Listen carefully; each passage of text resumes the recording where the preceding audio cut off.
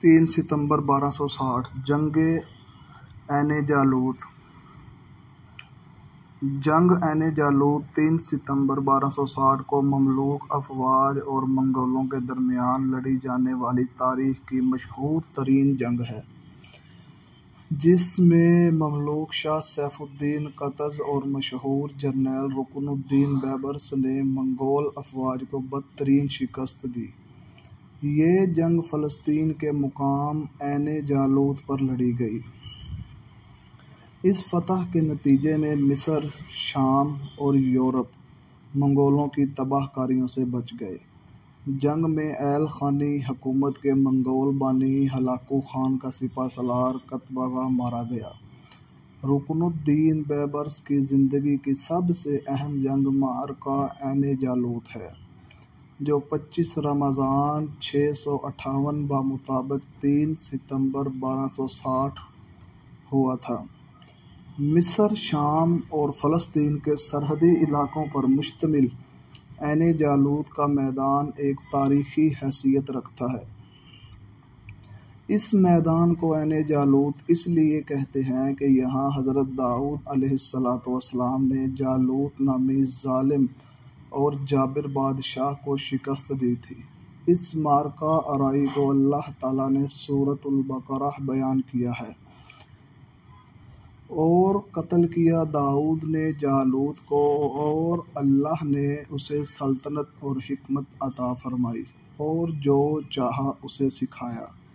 सूरत अल-बकरा आयत नंबर 251।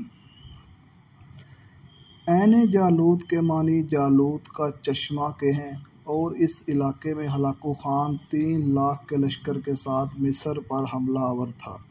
इस वक्त मिस्र का हाकिम ममलूक सुल्तान सैफुद्दीन कतज़ था और रुकनुद्दीन बैबर्स इसका सिपहसालार। सुल्तान कतज़ की फ़ौज किसी भी तरह 3 लाख के लश्कर जर्रार का मुकाबला करने के काबिल ना थी और अब मिस्र की शिकस्त का मतलब था कि हलाकू खान की रसाई हिजाज़ मुक़द्दस के शहरों और हरमैन शरीफ़ैन तक हो जाती और फिर मराकश, शुमाली अफ्रीका के मुस्लिम इलाके और फिर उंदलस। मगर इस मौका पर अल्लाह ताला ने आलम इस्लाम को बचा लिया। एक मोजज़ा रूनुमा हुआ और हलाकू खान को अपनी फ़ौज का एक बड़ा हिस्सा लेकर कराकरम वापस जाना पड़ा। कराकरम के चौथे खाकान आज़म मंगोल खान का इंतकाल हो गया और दुनिया भर से तातारी शहज़ादे कराकरम के मरकज़ी जरगे, जिसे कोलताई कहा जाता था, इसमें शिरकत करने के लिए कराकरम रवाना हो गए। हलाकू खान ने अपने नायब कतबगा खान को 20,000 का लश्कर सौंप कर वापस कराकरम की राह इख्तियार की। यहाँ इस धमकी अमेज़ ख़त का ज़िक्र ज़रूरी है जो तातारियों की तरफ से कत्ज़ को लिखा गया था।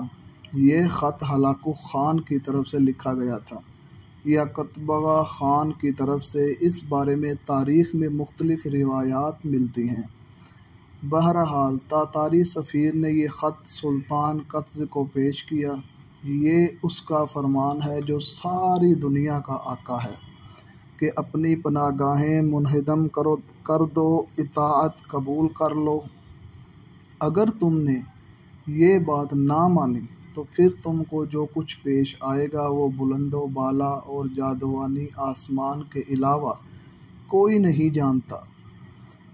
गालिब अमकान है कि ख़त हलाकू खान ने कराकरम रवानगी से कबल भेजा था, जिसमें साफ अंदाज में ऐलान जंग किया गया था।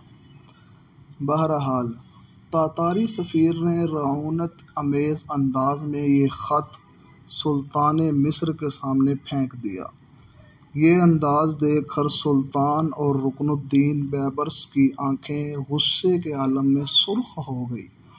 सुल्तान को ख़त के मंदरजात पढ़कर सुनाए गए तो सुल्तान ने सफ़ीर से कहा कि हमारा हलाकू खान से कोई झगड़ा नहीं, लिहाजा उसे चाहिए कि हमें हमारे हाल पर छोड़कर वापस चला जाए।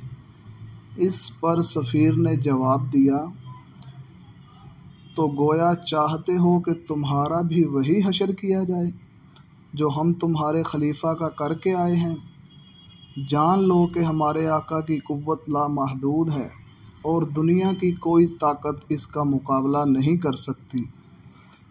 तातारी सफ़ीर का ये अंदाज़ देखकर सुल्तान मिस्र आग बगोला हो गया और उसने कहा, इन तातारियों की ज़ुबानें गुद्दी से खींचकर इन्हें कत्ल कर दिया जाए। हमारी तरफ से ख़त का जवाब यही है।